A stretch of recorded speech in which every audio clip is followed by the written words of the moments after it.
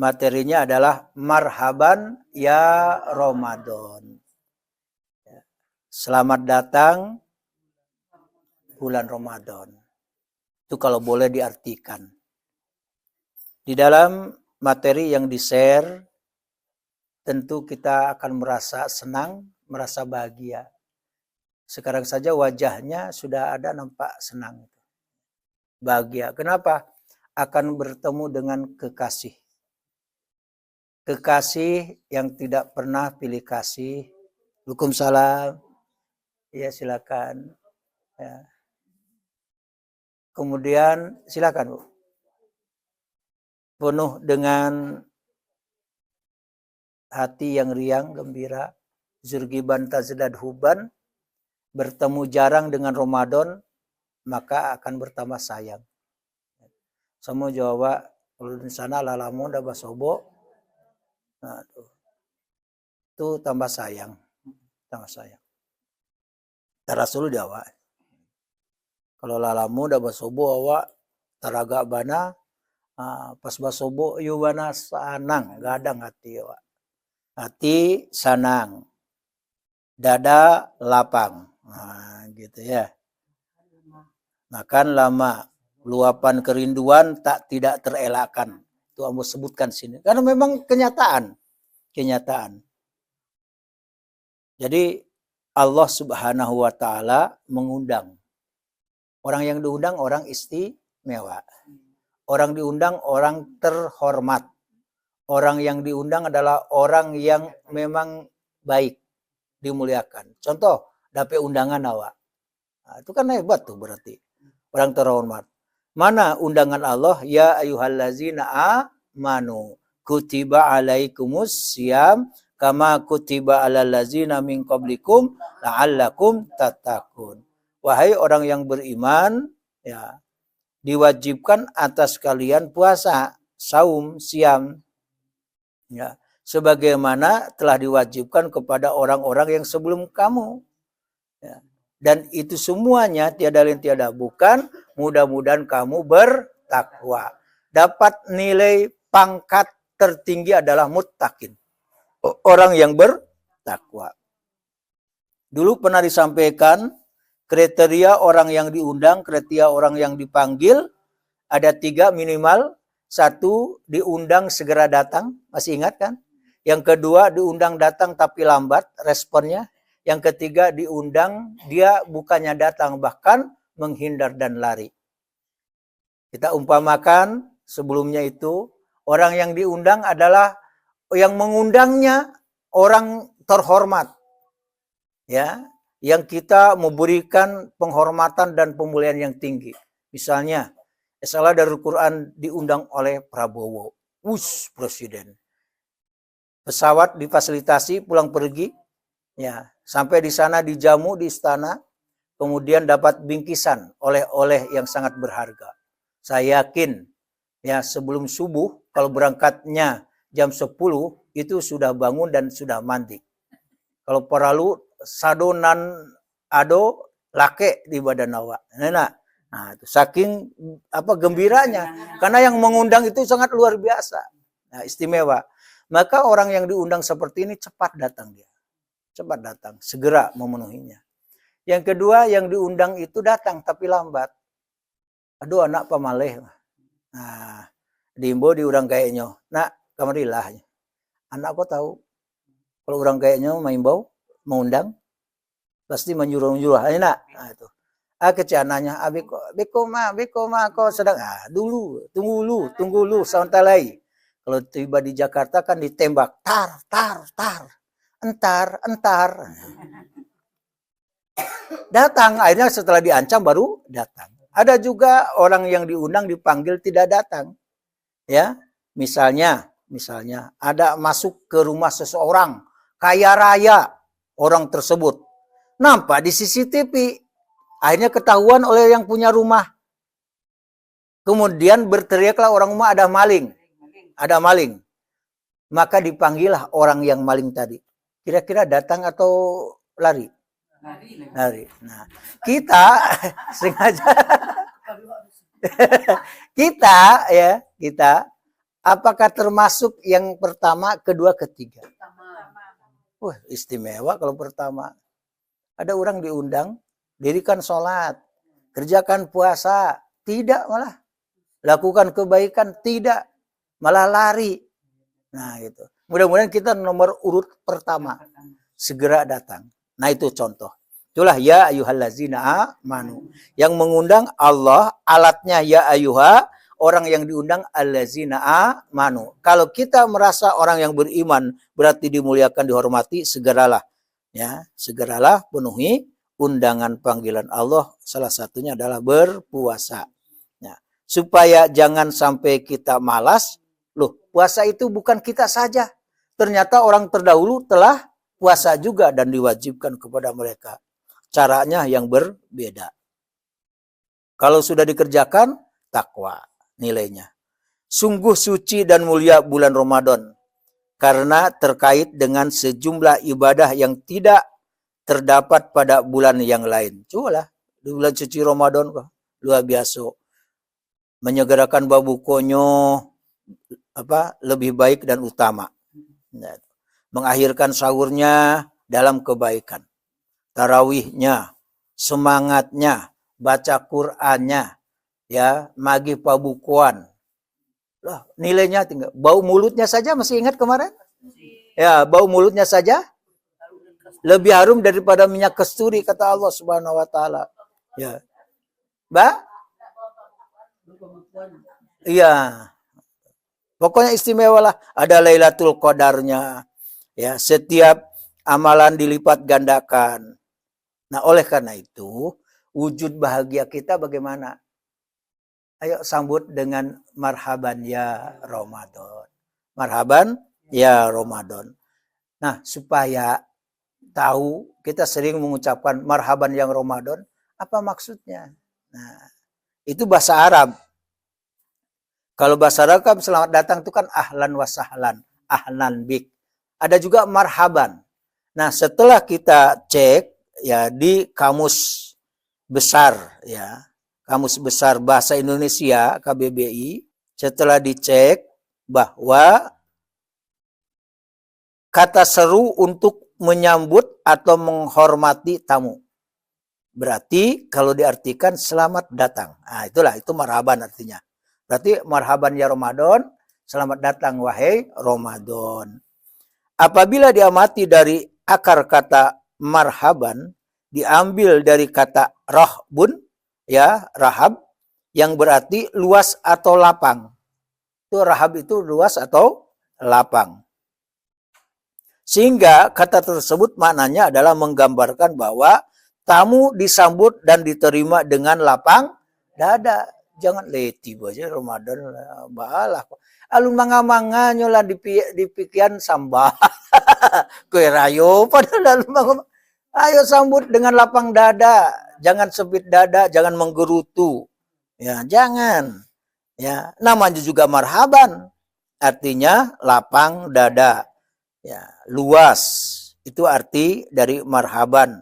Penuh kegembiraan sambut. Persiapkan, ya. Karena itu adalah ada ruangan ya, yang sangat luas untuk melakukan apa saja yang diinginkan. Kata marhaban sekarang pula dengan kata rahmat. Ya, ada juga marhaban ini dengan kata-kata rahmat yang berarti ruang luas untuk kendaraan untuk memperoleh perbaikan atau kebutuhan pengendara guna melanjutkan perjalanan. Ya, pokoknya luas lapang. Ungkapan kata marhaban ya Ramadan mengandung pengertian selamat datang Ramadan. Seakan-akan begini kami sambut kedatanganmu hai Ramadan dengan lapang dada, penuh kegembiraan, penuh kebahagiaan, serta kedatanganmu membawa kesejukan dan kesenangan. Insyaallah bagi jamaah Islah Darul Quran ini persis seperti yang ini mungkin. Wujud kebahagiaan dan kegembiraan menyambut kedatangan bulan Ramadan harus diikuti dengan sejumlah langkah berupa persiapan diri agar kesempatan yang tersedia selama Ramadan dapat dimanfaatkan secara maksimal, optimal. Di antara langkah tersebut tiada lain tiada bukan adalah pertama, meningkatkan iman dan amal. Nah, di bulan suci Ramadan tuh iman harus dipersiapkan. Amal juga bukan sekedar iman, nonsen, bohong. Kalau kita nyatakan beriman, tapi amalnya mana? Nah, tuh amalan Rasulullah itu Rasulullah bermesra-mesraan ya dengan Al-Qur'an Rasulullah itu. Kemudian menjaga ibadah, kemudian ikat pinggangnya itu mengencangkan ikat pinggangnya. Apalagi kalau sudah dekat Idul Fitri di akhir-akhir Ramadan semakin semangat beribadah. Ya, seperti sebagian manusia semakin di ujung semakin pudar. Iya, Mas Haji semakin lengang. Ya, sampai semakin lapang. Wujud kebahagiaan itu pertama meningkatkan iman dan amal. Persiapan utama yang harus dilakukan seorang muslim menyambut kedatangan bulan Ramadan adalah meningkatkan keimanan. Seorang muslim juga perlu meningkatkan amal saleh. Tidak cukup iman, ngaku iman tapi tidak ada prakteknya amalnya. Ayo buktikan dengan amal soleh, amal kebajikan. Ya, apalagi ya menjelang Ramadan tiba. Ya. Ramadan tiba. Bulan Sa'ban bagi yang punya kelapangan silahkan ya Senin Kamis atau ya Ayamul Bidnya di pertengahan itu sudah ada. Ya. Kalau enggak Senin Kamisnya silahkan. Kemudian yang kedua menambah ilmu yang terkait dengan puasa Ramadan seperti sekarang ini. Harus ada ilmunya. Insya Allah minggu depan tafsir surah Al-Baqarah 183. Ya, nanti Umi Era yang akan mengetiknya dan membuatnya. Ya. Yang kedua ini memang meningkatkan keilmuan pengetahuan tentang Ramadan. Harus tahu bagaimana misalnya orang yang seperti ada pertanyaan, bolehkah kita mengqadha ya puasa yang sebelum-sebelumnya sudah beberapa tahun belum juga dibayar. Apalagi perempuan. Perempuan ini banyak sekali halangannya. Dan hamilnya lah, yang headnya lah, yang nipasnya lah, yang menyusuinya lah, yang melahirkan. Banyak itu perempuan, jadi banyak halangannya. Kalau menurut kita ya, jangan sempit dalam pemahaman sebuah teks dan nas Al-Quran dan hadis tentang hal ini. Ya, Allah tahu persis tentang kondisi khususnya ibu-ibu. Nah, berbeda dengan bapak-bapak. Siapa yang paling takut kepada Allah sebenarnya? Awak kurang takut tuh kepada Allah. Ilmu awak kok pas-pasan. Pas-pasan ilmu. Lihat ulama orang yang ilmunya dalam agama. Wah, luar biasa. Takut kepada Allah. Sehingga dikatakan dalam surah Fatir ayat yang ke-28. Innama yahsallaha min ibadihi al-ulama. Sesungguhnya hanyalah orang yang takut kepada itu adalah ulama. Orang yang banyak ilmunya, banyak pengetahuannya. Kalau kita sudah banyak ilmu, mohon maaf ya, kita belajar seperti sekarang ini di Darul Quran dan di tempat lain, kita akan semakin takut kepada Allah Subhanahu wa taala. Itu bagus di mata Allah, takut kepada Allah. Makanya menambah ilmu. Perlu persiapan kita Ramadan itu menambah ilmu tentang Ramadan, menambah pengetahuan tentang puasa. Ya, diansur-ansur.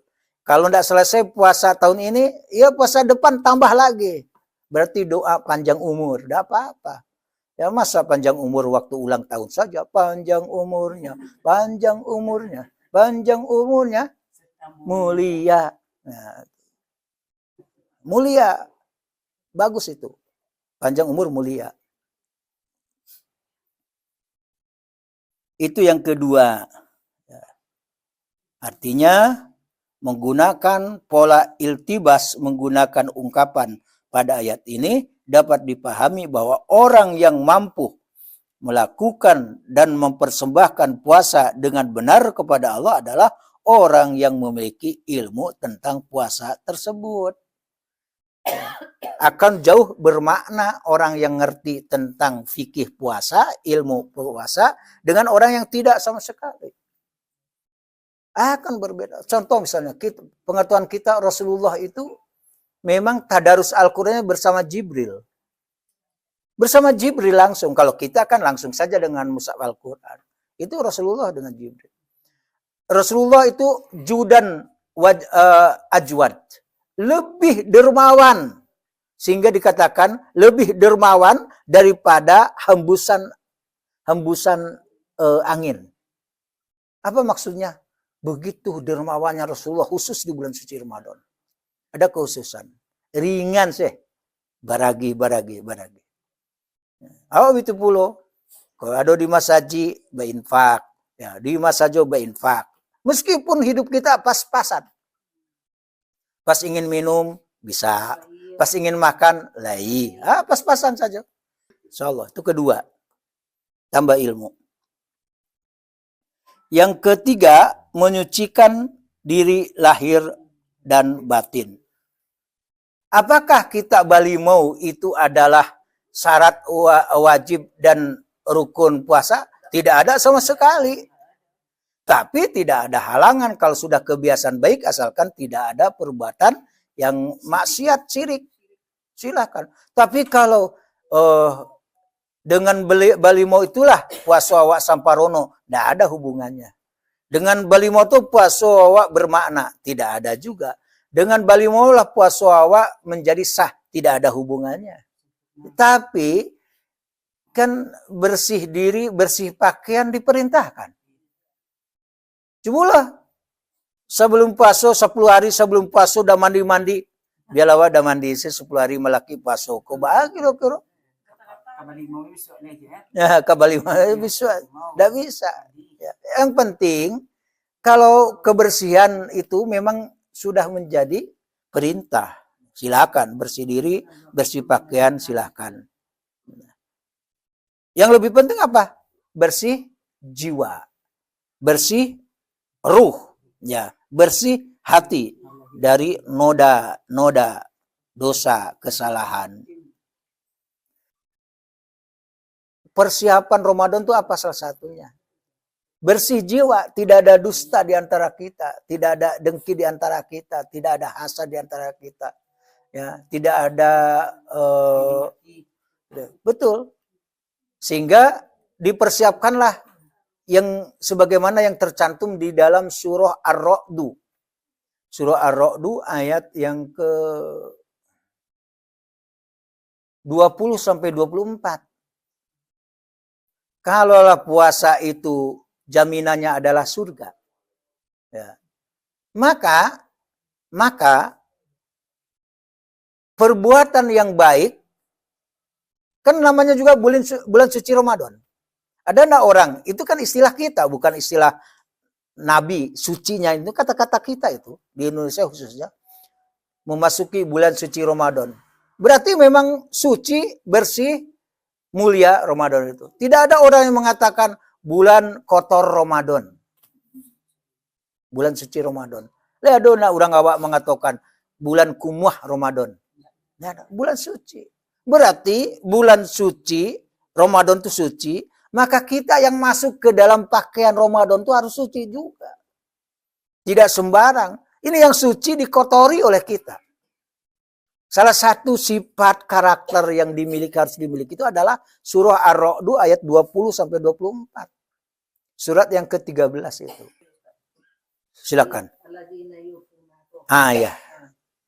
Yaitu orang-orang yang memenuhi janji Allah dan tidak melanggar perjanjian. Ya. Dan orang-orang yang menghubungkan apa yang diperintahkan Allah agar dihubungkan. Silaturahmi. Dan mereka takut kepada Tuhannya, dan takut kepada hisab buruk, yang buruk.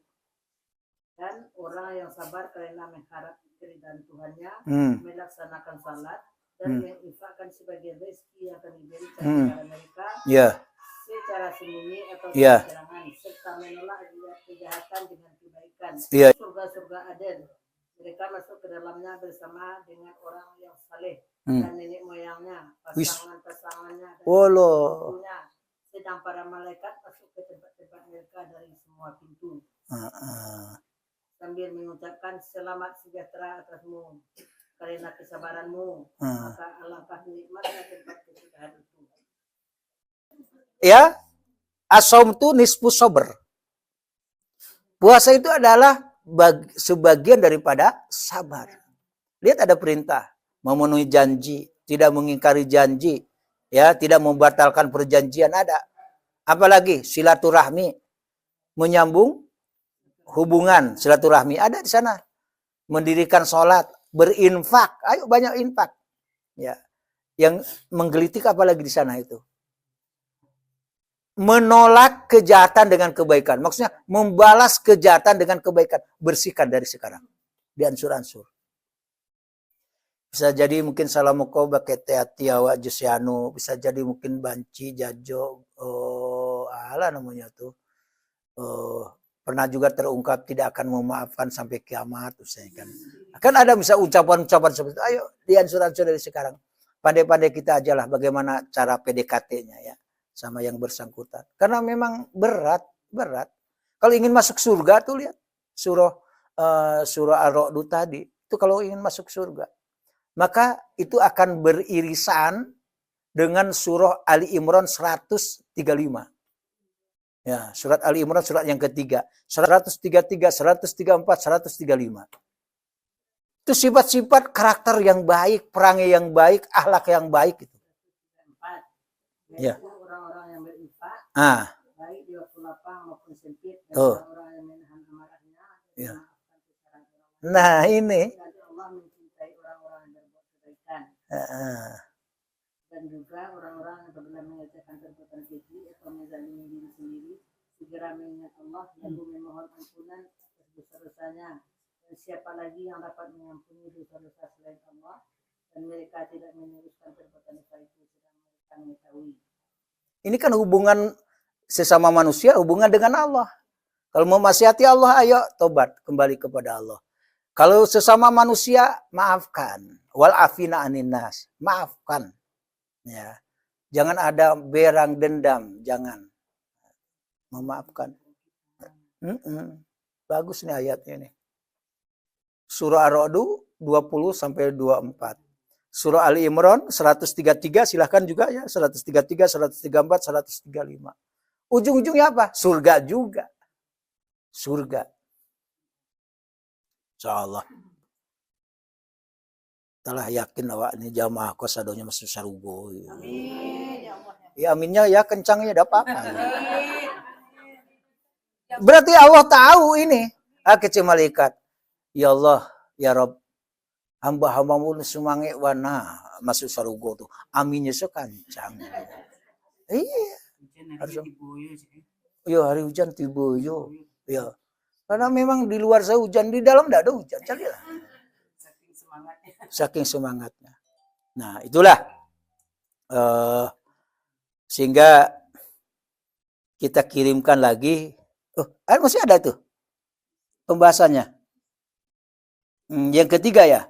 Menyucikan diri lahir dan batin. Terutama ini. Menyucikan batin dari segala noda dan dosa. Sedangkan pakaian saja, badan saja, wasiyabaka fatohir. Dan pakaianmu, bersihkanlah. Bersihkan pakaian kita, cuci. Berikanlah maaf kepada orang-orang yang berbuat salah, jahat kepadamu. Ali Imran yang tadi itu. Insyaallah. Nah, ya. Bagaimana mulakhos al-haya. Mulakhos al-haya itu praktis kehidupan ini. Kata kuncinya apa? Famanit tabahudaya, maka siapa yang mengikuti petunjukku, petunjuk Allah kan Al-Quran. Nah, salah satunya. Fala yadilu wala yasko. Lihat panahnya ke bawah. Maka dia tidak akan tersesat dan dia tidak akan celaka. Tetapi waman a'rado an zikri, yang satu lagi, siapa yang berpaling dari peringatanku, bagaimana nasibnya? Fa inna lahu ma'isatan donka. Ada panah di ke bawahnya ada? Ya. Maka sesungguhnya baginya adalah kehidupan yang sempit. Jadi dunia ini sempit, membuat stres terus dia. tidak pernah tenang. Kenapa? Berpaling dari peringatanku. Apa peringatan? Al-Quran. Kita mengikuti petunjuk Al-Quran. Insyaallah di sini. Siapa yang diterima oleh Allah? Lihat ke bawahnya. Illa man atallah biqalbin salim. Kecuali orang yang datang kepada Allah dengan hati yang bersih. Hati yang bersih. Itu yang diterima oleh Allah Subhanahu wa taala. Qala Syekhul Islam Ibnu Taimiyah mengatakan, wa huwa salmatul qalbi anil i'tiqadatil